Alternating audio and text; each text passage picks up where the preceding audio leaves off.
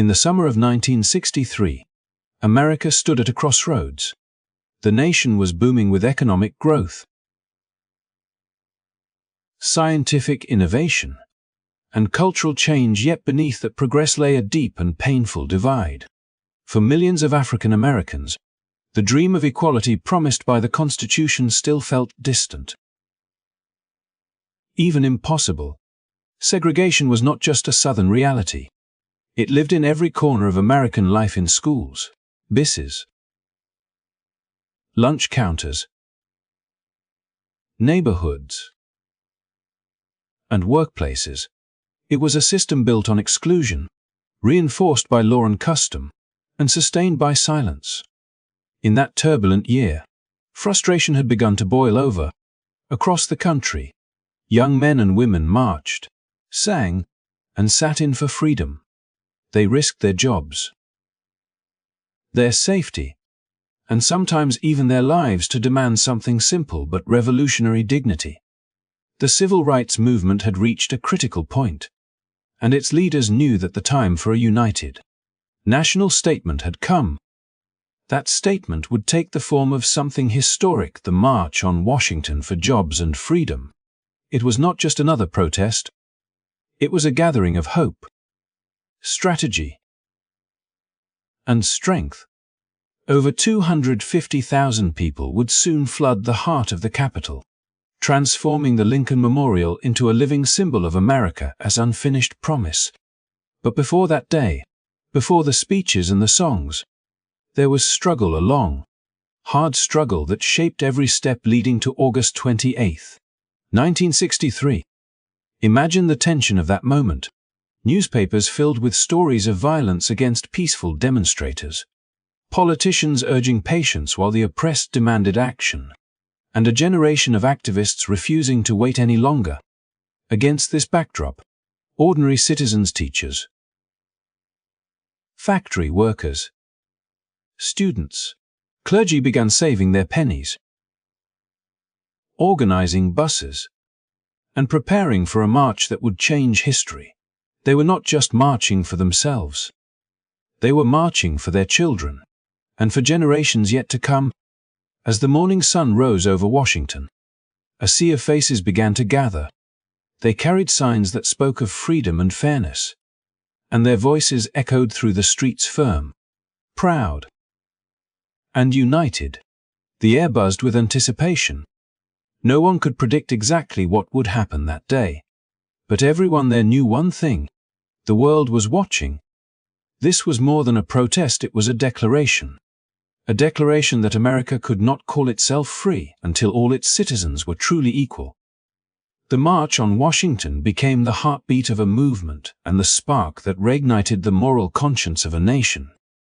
If you believe that history still has lessons to teach us, lessons of courage, unity, and hope, make sure to like this video, subscribe to the channel, and turn on notifications so you do not miss our next story.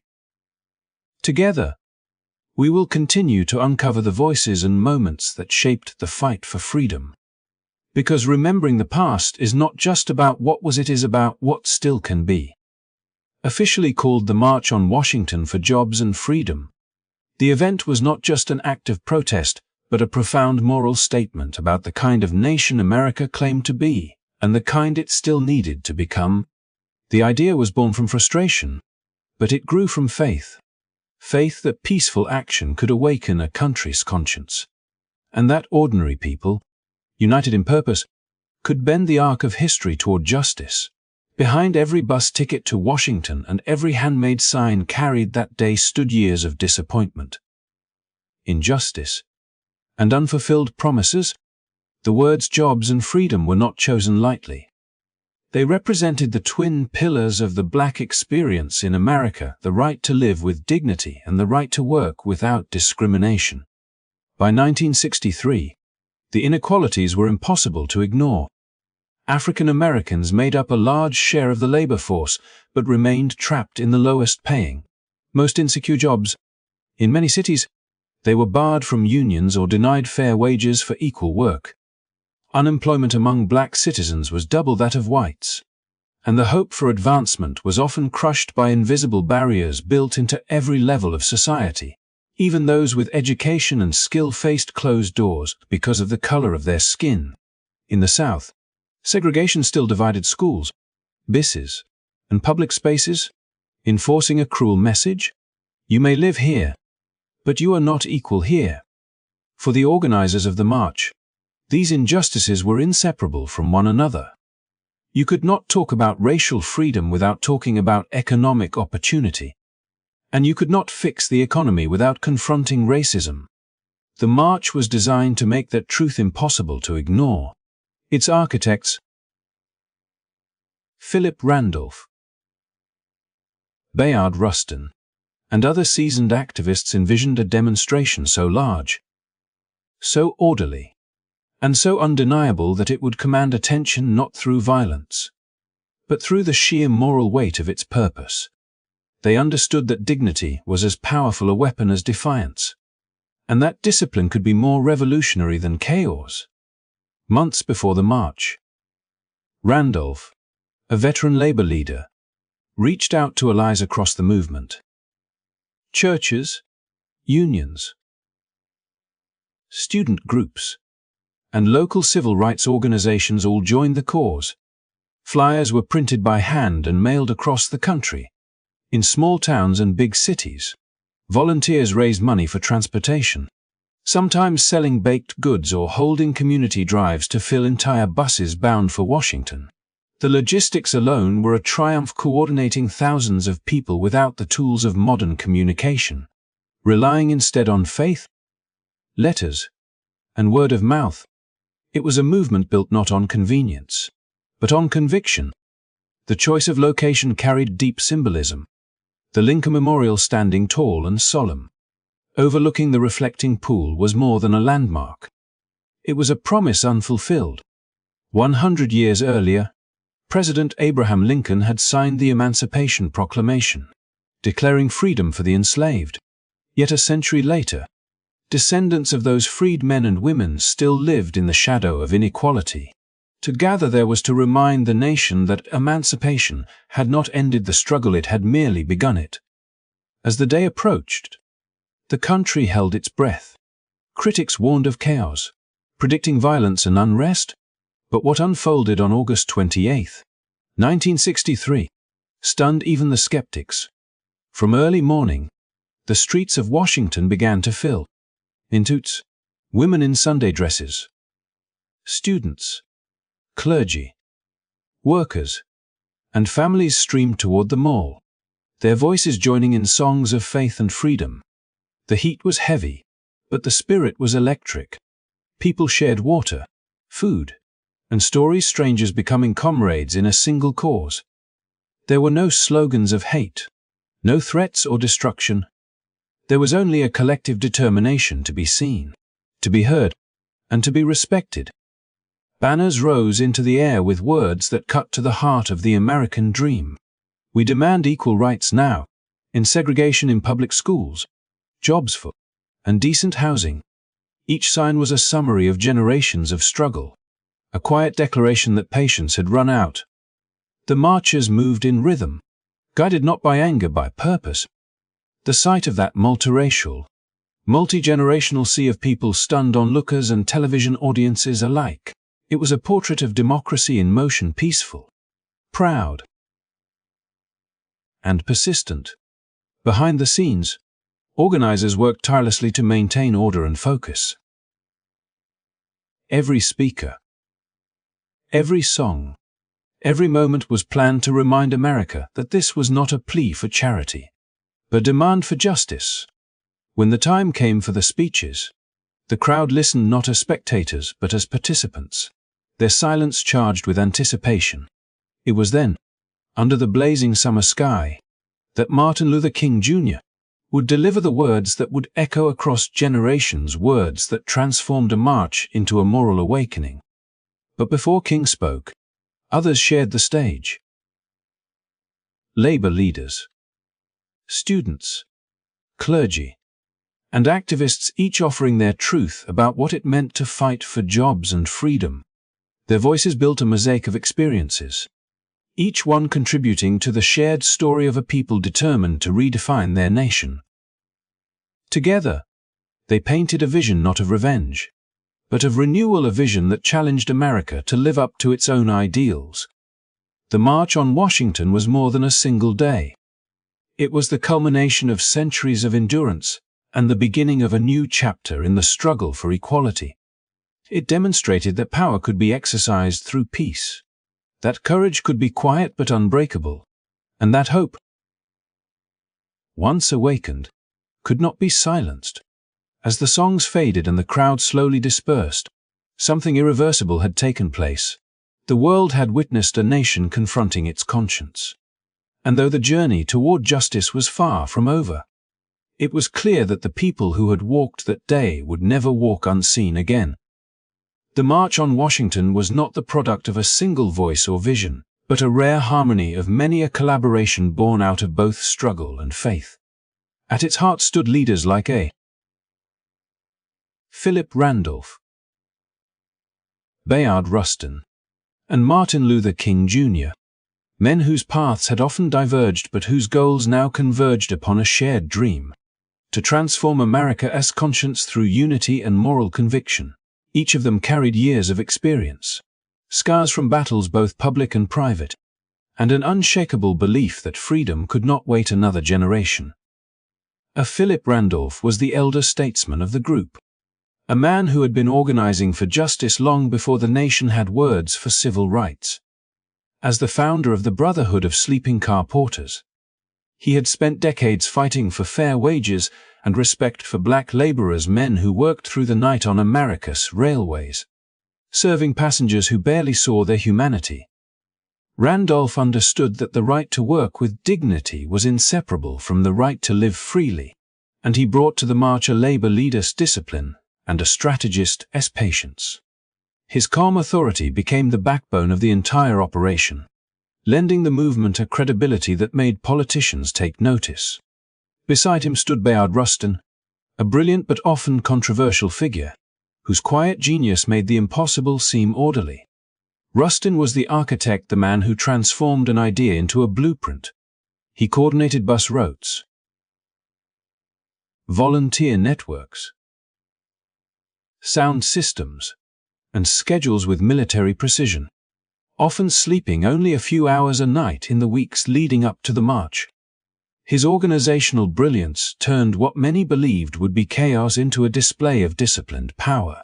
Rustin believed that nonviolence was not only a strategy but a philosophy of life, and he trained thousands in how to march peacefully, how to stand firm without hatred, and how to face hostility with dignity. Then there was Martin Luther King Jr., whose presence gave the movement its moral and spiritual core. At just 34 years old, King carried the weight of an entire generation's hope. His voice, shaped by faith and sharpened by struggle, could stir both heart and mind. He understood the power of words to unite people beyond color and class. And his role at the march was more than symbolic, it was spiritual. When he took the stage that day, surrounded by the other leaders, he did not speak as a preacher addressing a congregation, but as a messenger carrying the cry of a nation. Yet, what made the March on Washington truly extraordinary was not only these men but the unity they represented. In the years before 1963, the civil rights movement had often been fragmented. Different organizations pursued different goals. Some focused on ending segregation, others on voting rights or labor equality. There were disagreements about tactics, about whether to move slowly through negotiation or forcefully through protest.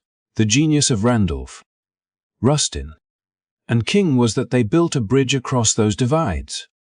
They saw that their struggles were not separate battles, but parts of the same war, a war against inequality in every form. Bringing together groups like the NAP, the Southern Christian Leadership Conference, the Student Nonviolent Coordinating Committee, and the National Urban League, they created an alliance that had never before existed on such a scale. Each brought its own strengths: the NAP's legal expertise, the SCOCA's moral vision, the students' fearless energy, and the labor union's organizational power. Under the guidance of Randolph and Rustin, They learned to move as one, not by erasing their differences, but by embracing their shared humanity. As the day of the march drew near, Washington, D.C. became a living testament to that unity. Volunteers from every corner of the country arrived early to set up signs, organize water stations, and prepare for the massive influx of people. Churches opened their doors to travelers. Families offered food to strangers. And in every act of kindness there was a quiet echo of the movement's purpose. Reporters noted the unprecedented cooperation among groups that had once competed for attention. Even rival leaders set aside pride for the sake of progress. It was as though the moral gravity of the moment had pulled everyone into alignment. On the morning of August 28, 1963, the fruits of that unity were visible in every direction. From the Capitol steps to the Lincoln Memorial, the crowd stretched like a river of resolve. Laborers stood beside students, ministers beside factory workers, celebrities beside sharecroppers. The diversity of the march reflected the complexity of the nation itself and its potential.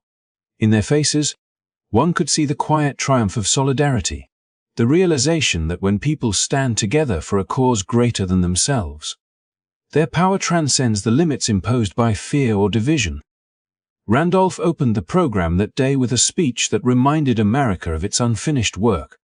His voice was measured but firm, a call not for pity but for justice. Rustin, ever the organizer, remained behind the scenes, ensuring that every speaker took the podium in perfect sequence, that every song flowed into the next, that the march's message remained focused and dignified. And when Martin Luther King Jr. finally rose to speak, it was as though the voices of all those who had struggled, from the porters on the trains to the students in the streets, were speaking through him. The unity that had built the march became the very essence of its message. It showed the world that change could come not from rage or revenge, but from cooperation and collective courage. Even those who opposed the movement could not deny the power of what they witnessed. 250,000 people standing peacefully beneath the marble gaze of Lincoln, demanding not favor but fairness. It was a vision of what America could be when guided by conscience rather than fear. When the day ended and the crowds began their long journeys home, Randolph, Rustin, King, and their allies knew that the march had not solved every problem, but it had achieved something deeper. It had shown that unity was not a dream but a discipline, something built through trust, patience, and purpose. The alliances formed that summer would carry the movement forward into new battles for voting rights, fair housing, and equal opportunity, and their echoes would inspire movements around the world. The March on Washington endures not only because of the speeches that day, but because of the example its leaders set. They proved that leadership is not about standing above others but walking beside them. That progress is not born from power, but from the willingness to share it. In their unity, America saw a reflection of its highest ideals and a reminder that freedom, when pursued together, becomes unstoppable. By the morning of August 28, 1963, the promise of the March on Washington had become a living reality. The city awoke to the steady rhythm of footsteps, the hum of buses arriving from every corner of the country, and the soft murmur of anticipation that filled the humid summer air. What began as an ambitious idea months earlier, a gathering to demand jobs and freedom, had transformed into one of the largest and most peaceful demonstrations in American history. More than 250,000 people would soon converge on the steps of the Lincoln Memorial, creating a scene that no photograph could fully capture, a moment that would forever redefine the nation's understanding of unity. The crowd started forming before sunrise. Trains pulled into Union Station, their cars filled with men and women who had traveled all night, some sleeping upright, some unable to sleep at all. Buses rolled in from Alabama, New York, and Mississippi, their passengers dressed in their Sunday best, faces solemn yet hopeful. For many, this was their first trip to the nation's capital. For others, it was the culmination of a lifetime of struggle. Each person came carrying a story of injustice endured, of faith tested, of a belief that even the most entrenched system could be changed by the will of ordinary people. As they moved toward the National Mall, the crowd grew into a river of humanity flowing between the monuments. The reflecting pool shimmered in the late morning sun, mirroring a scene of almost impossible harmony. African Americans and white allies stood side by side. Ministers walked beside factory workers. Students from northern universities held hands with farmers from the deep south. Labor unions carried as demanding fair wages, while religious leaders led hymns that blended with the chants of freedom songs. The sound was not chaotic but purposeful, a low, steady hum of determination, a chorus of voices that rose and fell like waves, echoing off the marble walls of history. Observers who had predicted turmoil were silenced by what they saw. The discipline and grace of the marchers defied the fears of those who expected confrontation. Instead of anger, there was resolve. Instead of division, there was fellowship. The crowd's size alone was staggering. Never before had so many gathered in one place to speak with one voice. Yet what struck those who witnessed it was not merely the number of people, but the calm dignity that bound them together. They waited patiently under the blazing sun, sharing food and water, helping strangers find shade, singing to keep their spirits lifted. The Lincoln Memorial, chosen as the stage for the speeches, stood as both symbol and witness. At its base, where Abraham Lincoln's likeness gazed out across the reflecting pool, the leaders of the movement prepared to address the nation. The view from that platform must have seemed endless, a vast sea of faces stretching back toward the Washington Monument. Every inch of space filled with people united not by color or class, but by conviction. For one day, the dream of equality was not a speech or an ideal, it was visible, tangible, alive in the thousands who stood shoulder to shoulder, their hearts beating in time with a shared purpose. Television cameras broadcast the event across the nation and around the world. Families who had never seen such a gathering watched in silence, many for the first time confronting the moral weight of the struggle for civil rights. In living rooms across America, children saw men and women of every background marching together, holding signs that read "Freedom now" and "We demand equal rights." It was a moment that challenged old prejudices and invited reflection, a reminder that injustice anywhere threatened justice everywhere. What made that day even more remarkable was how ordinary it felt for those who participated. There were no grand gestures of heroism, no violent clashes or chaotic scenes. People simply walked, sang, and listened. But within that simplicity lay its power, the understanding that peace itself could be an act of defiance, that dignity could be more revolutionary than fury. The marchers showed that strength did not always need to shout. Sometimes, it only needed to stand. Among the crowd were children perched on their parents' shoulders, elders leaning on canes, veterans wearing faded uniforms, and young couples holding hands. They represented every walk of life, the hopeful and the weary, the privileged and the poor. Many had been denied their rights for so long that just being present in that space felt like victory.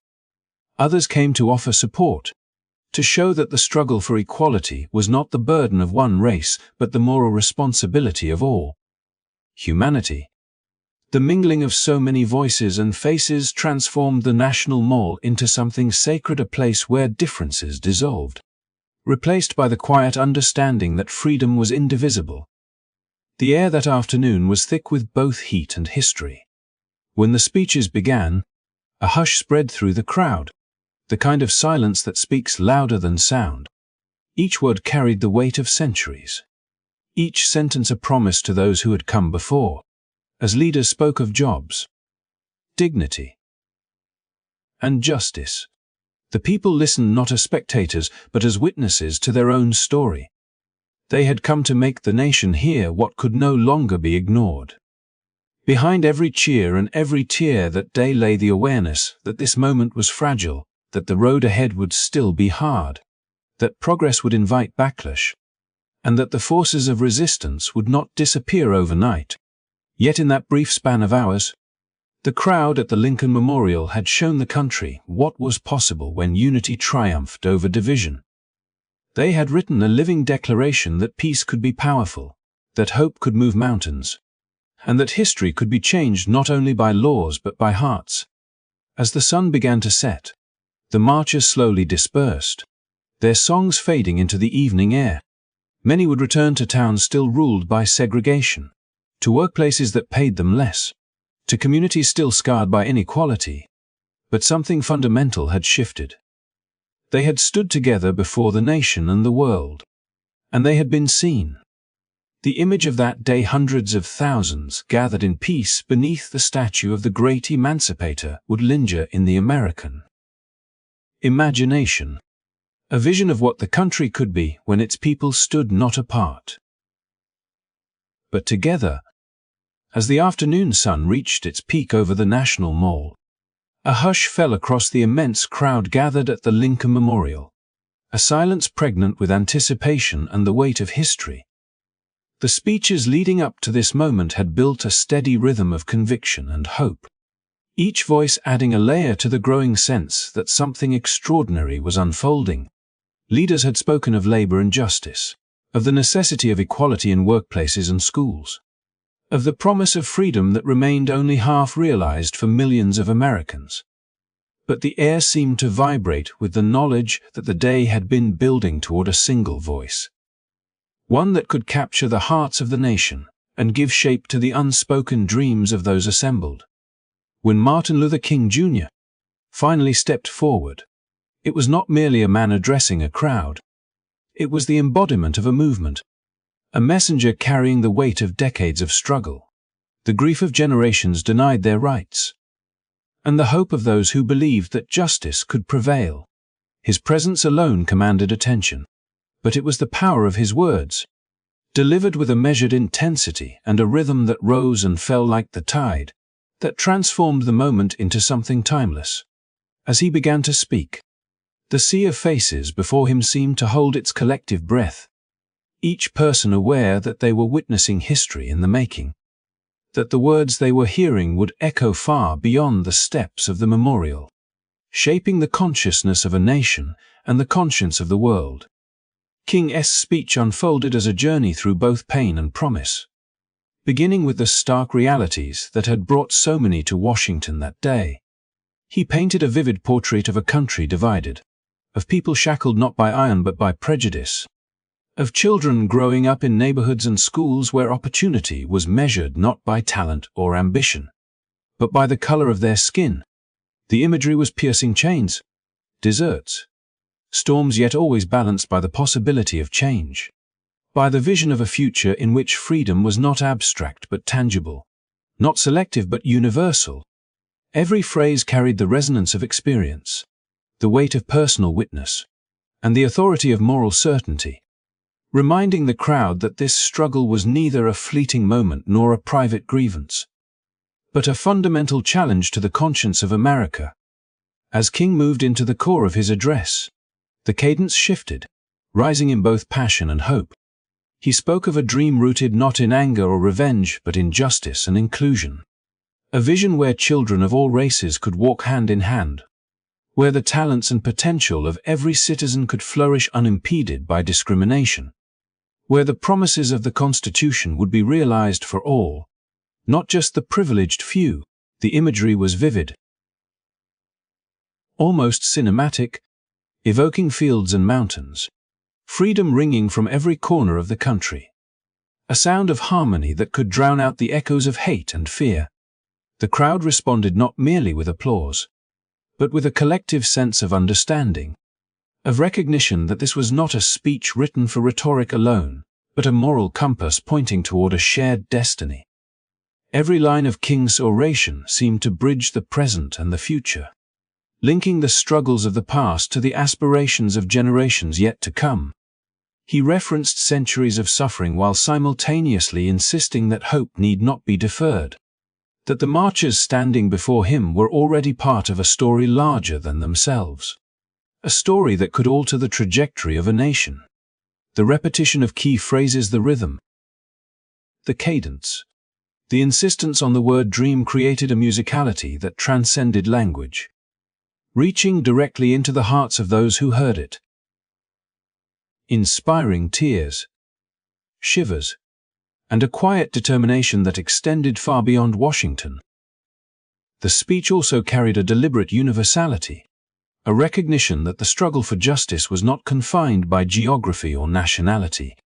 King invoked a vision that resonated across continents, a call to conscience that spoke to anyone who had ever experienced oppression or witnessed the denial of human dignity.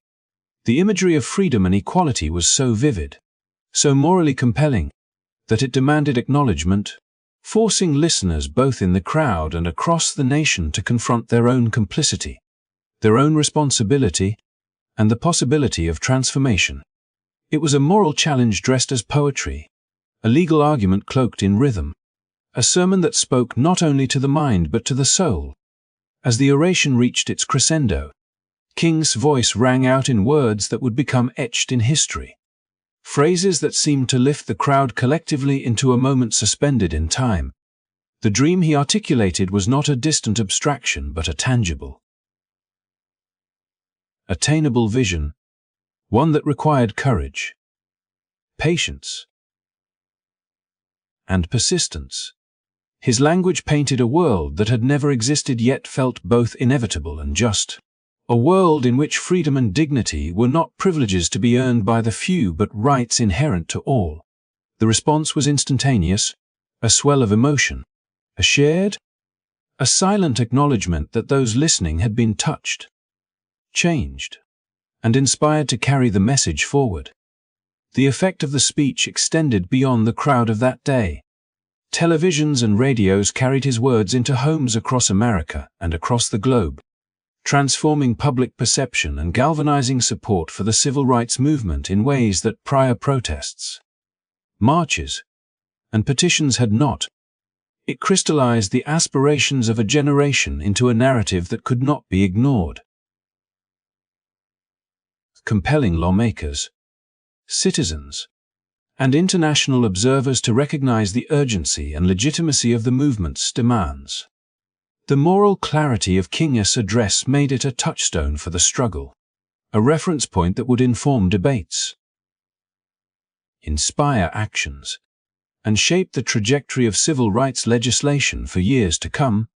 Yet even in its global resonance, the speech was intimate, speaking directly to each person in the crowd. It was as if King had reached into individual hearts, offering both solace for past suffering and a roadmap for future action. The emotional arc of the oration, from lamentation to aspiration, from acknowledgement of injustice to the painting of a vivid, achievable dream, created a shared experience that united people across racial, social, and geographic divides. It was a performance in service of principle, a speech designed not to entertain but to awaken, not to divide but to unify, a masterful weaving of rhetoric, morality, and vision.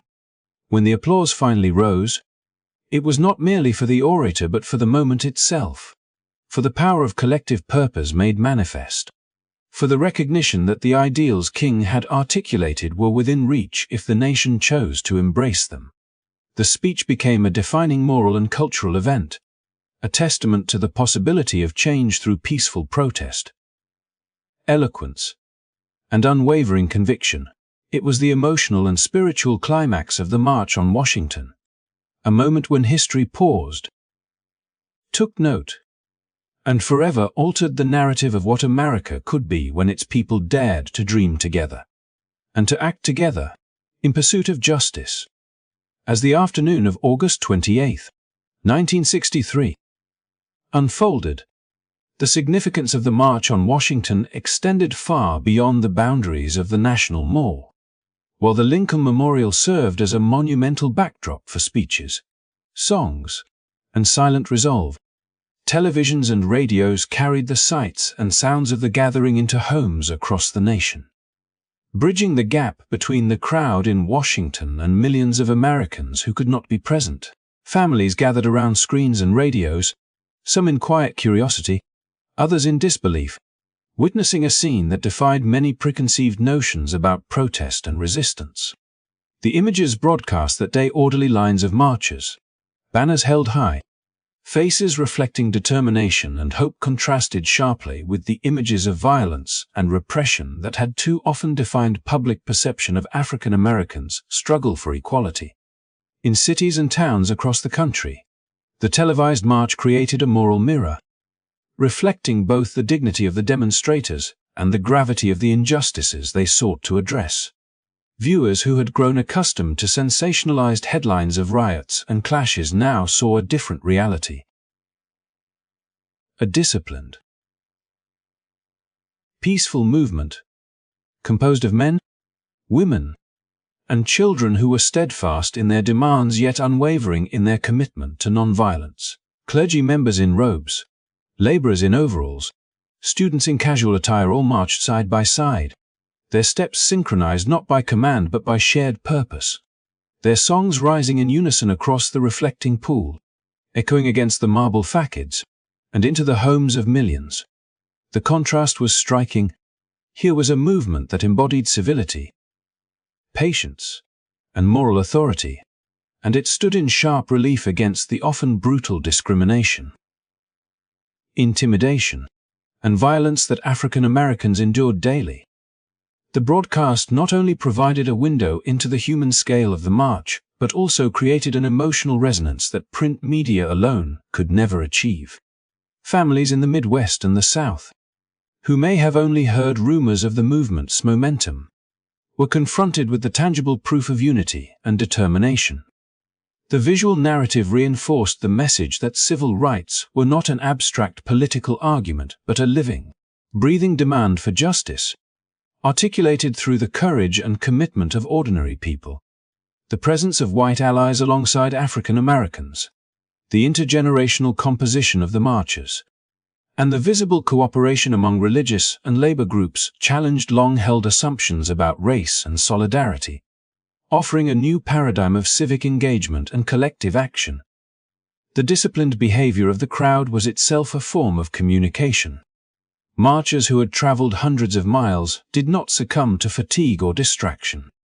They did not yell in anger or provoke confrontation, even in the face of skeptical onlookers and reporters waiting for a misstep.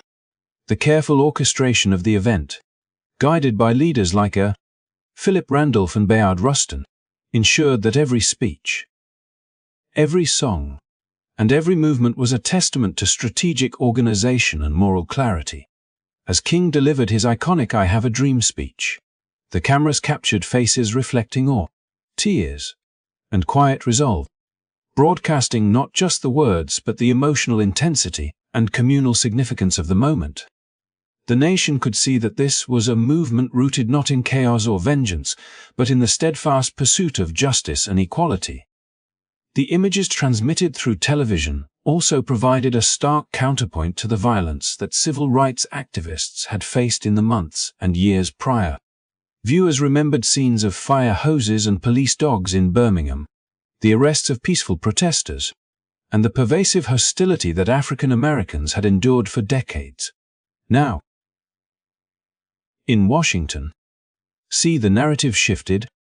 What had once been framed as disruptive or threatening became undeniable proof of integrity and discipline. The sight of thousands gathered in peace, singing spirituals and marching in unison, undermined the argument that African Americans were incapable of organizing civil society responsibly. The march demonstrated that moral authority could be exercised publicly, visibly, and without the need for confrontation, transforming the perception of the civil rights movement in the national consciousness. Beyond altering perception, the televised coverage amplified the reach of the march's message. Words, chants, and speeches that resonated on the steps of the Lincoln Memorial now reached millions more, creating a sense of immediacy and intimacy for viewers who were physically absent. People in small towns and urban centers alike could see the scale of participation, the diversity of attendees, and the careful attention to nonviolent principles. They could observe the cooperation among groups that had often been portrayed as fragmented or divided. witnessing a rare convergence of purpose that transcended local struggles and spoke to a universal human yearning for justice. The broadcast created a shared experience, a national moment in which citizens could see themselves reflected in the demands for fairness, equity, and opportunity. The moral impact of the televised march extended beyond the moment of viewing. Political leaders, community organizers, and ordinary citizens were confronted with a visual narrative that demanded response. The dignity of the marchers and the stark contrast to the injustices they faced intensified calls for legislative action, adding pressure to policymakers to address civil rights issues more urgently.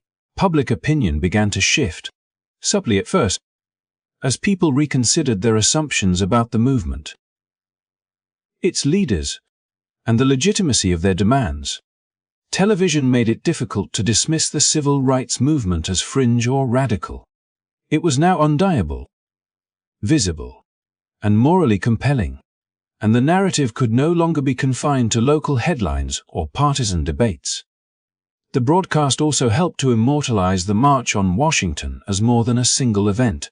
It became a symbol of peaceful resistance, a visual record of unity, and a testament to the power of organized, ethical action.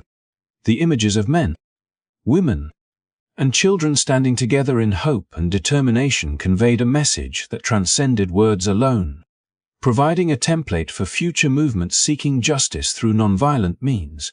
In a nation still grappling with systemic inequality, the televised march offered a glimpse of what could be achieved when citizens acted together with purpose, discipline, and an unwavering commitment to dignity. By the time the sun set and the crowd slowly dispersed, the broadcast had already begun to ripple through the consciousness of the country.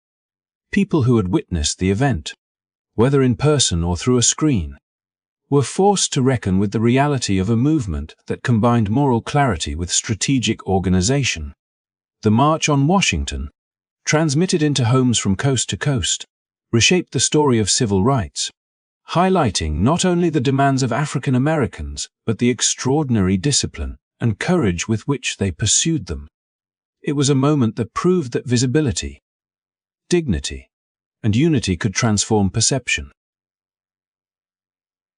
challenge prejudice, inspire change, creating a lasting impression that would reverberate far beyond that historic summer day. The impact of the March on Washington extended far beyond the echoes of songs and speeches that day, reaching into the chambers of power where the laws of the nation were debated and written. While the marchers had gathered at the Lincoln Memorial to demand dignity, jobs, and freedom, the message they delivered carried with it an undeniable force that could not be ignored by those in positions of political authority. For months, leaders like Martin Luther King Jr., Philip Randolph, and Bayard Rustin had worked tirelessly to plan the demonstration, understanding that the moment required not only the presence of the people, but a careful articulation of demands that would resonate with lawmakers and the wider public. They knew that legislation was not inevitable, that change would not occur simply because moral arguments were made, but that by creating a visible, unified, and disciplined movement, they could exert pressure that could tip the balance toward justice. In the weeks and months following the march, the images and messages transmitted across television screens and newspapers continued to shape the conversation in Washington. Members of Congress could no longer dismiss civil rights as a regional problem or a temporary agitation. They had witnessed hundreds of thousands of citizens exercising their constitutional rights with order and purpose, calling for equality not as a favor but as a demand. The sight of a racially integrated, multi-generational crowd standing peacefully beneath the marbled gaze of Lincoln created a moral imperative that reached beyond party lines, challenging legislators to confront the stark contrast between American ideals and American reality. This pressure was compounded by the growing visibility of African Americans' daily struggles in employment, education, and voting struggles that could no longer be ignored when paired with the undeniable spectacle of civic engagement on such a scale. The Civil Rights Act of 1964, which followed, was a direct response to the national awareness that the march helped generate. Lawmakers in Congress debated and negotiated the provisions that would outlaw discrimination based on race, color, religion, sex, or national origin in employment and public accommodations, a monumental step toward dismantling the legal foundations of segregation. While the process was slow and met with resistance from various quarters, the momentum created by the march had transformed the moral and political landscape, making it increasingly clear that inaction was no longer an option. Television footage, newspaper photographs, and the first-hand accounts of participants provided tangible proof that the American people were demanding change, and that these demands were grounded in reason, justice, and dignity. The march demonstrated that a mass mobilization could translate moral authority into political leverage, influencing the decisions of those who held the power to write and enforce the law. Equally significant was the march's role in shaping the passage of the Voting Rights Act of 1965. While the Civil Rights Act addressed many forms of discrimination, the right to vote remained systematically denied to millions of African Americans through poll taxes, literacy tests, intimidation, and bureaucratic obstruction. The moral force of the march underscored the urgency of securing this fundamental right, illustrating that equality was incomplete without political representation. The attention generated by the event, combined with continued activism and local efforts to register voters, created a national environment in which legislators were compelled to act. The images of determined citizens marching peacefully, juxtaposed against the realities of disenfranchisement, provided a compelling narrative that propelled the passage of landmark legislation aimed at guaranteeing access to the ballot for all eligible citizens, regardless of race. The legislative achievements that followed the March on Washington were not immediate or absolute, but they represented a turning point. They codified in law the aspirations of a movement that had long sought recognition and protection under the Constitution. The Civil Rights Act and the Voting Rights Act were victories born of strategic planning, relentless advocacy, and the visible moral authority demonstrated by thousands who had stood together that August day. The march had created an environment in which inaction was politically and morally untenable, transforming public sentiment into political will, and demonstrating that civic engagement, when grounded in discipline and justice, could alter the course of a nation. Beyond the legal victories, the march's influence extended to the broader culture of American politics and civic life. It became a blueprint for future movements seeking change through organized, peaceful protest. Activists recognized that public demonstrations could do more than draw attention. They could reshape national priorities, alter public opinion, and create a chain reaction that forced policymakers to act. By standing together in unity, the participants of the march had shown that ordinary citizens could wield extraordinary influence when moral authority, careful planning, and collective purpose converged. The effect on the civil rights movement itself was profound. The success of the March on Washington validated the strategy of nonviolent mass mobilization, demonstrating that courage coupled with discipline could generate momentum for legislative and social change. Leaders within the movement were emboldened to continue their work, knowing that public opinion and political institutions could be swayed by a demonstration of principled persistence. The event fostered new alliances, strengthened existing ones, and provided a shared sense of accomplishment that energized ongoing campaigns for equality in schools, workplaces, and communities across the country. In retrospect, the March on Washington stands as a pivotal moment in American history precisely because it bridged the gap between moral advocacy and legislative action. It transformed individual grievances into a collective demand that could no longer be ignored, showing that the voices of the people, when organized and united, had the power to shape the laws that govern society. The Civil Rights Act of 1964 and the Voting Rights Act of 1965 were not merely policy victories. They were affirmations of the principle that justice, when pursued with courage and solidarity, can overcome entrenched prejudice and systemic resistance. Through the march, through the unity of its participants, and through the enduring resonance of its message, the movement demonstrated the capacity of ordinary citizens to influence the extraordinary arc of history, and in doing so, it reshaped the nation's understanding of freedom, equality, and moral responsibility. The legacy of the march, therefore, is inseparable from the legislation it helped inspire.